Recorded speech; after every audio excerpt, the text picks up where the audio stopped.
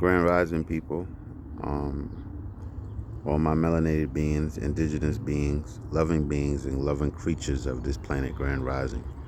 And I have a story for you today, you know.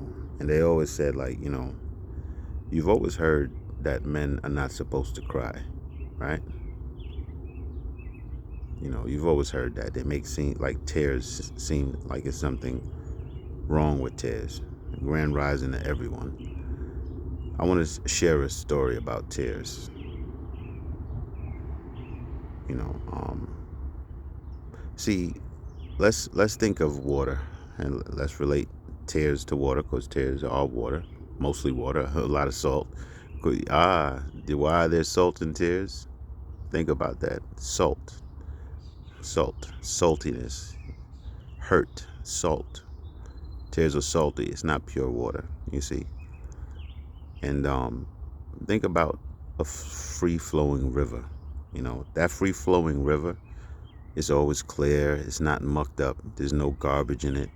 It's flowing. It cleans itself. There's no hurt in that river, right? What happens when you have a river that gets hurt in the mixture? What happens when hurt comes to an area? Well, that hurt infests the area, and that hurt gets locked in that area. And now that free flowing river is no longer a free flowing river. It's now a pond. It's a dirty pond. And this pond is dirty because it's full of hurt and bad memories and negative thoughts that we'd rather let go, but we don't know how to. So it just festers up and locks ourselves in our body. And every time we think about it, we become angry, right? Angry. You know why? Because underneath that anger is always that hurt. And for some reason, we feel that it's a bad thing to cry. It's not a good thing to cry, but for some reason, anger is better. But you know why anger is no good? Because that anger just keeps all the dams around the dirty pond. It keeps all the sticks and everything that has the pond full of muck and dirt and hurt locked in. That anger just blocks off the pond from getting clean. Now, when you don't shield the pond with anger and you remove the dam, then the water can flow out. And that's what hurt is. And that's what tears are.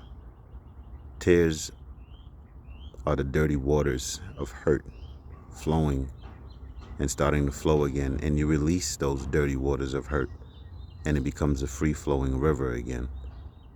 You know. Now, this is what we need to have life. We need a free flowing river. We can't have life, and love and happiness in a dirty pond. We don't even want to be in that. We need a free flowing, clean river. So that's why you should never feel ashamed, whether man, woman. If you feel the need to cry, then you should do so. Don't shield it with anger and ugliness to hide the fact that you're hurt. A real strong person will always let go of the hurt. It's harder to do that. And as a man, yes, I've cried before. I've gotten my heart broken, cried. I've had my best friend die and cry. People I love die and cry. Very close friends. I lost Vo. I lost Russ. I lost Lou. I lost Marlon. Like, forget about it. And I cried every time.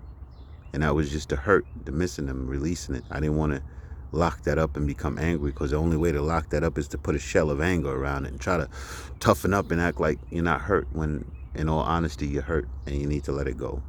You need to let go of the hurt, the pain of missing them, to embrace the joy of having known them.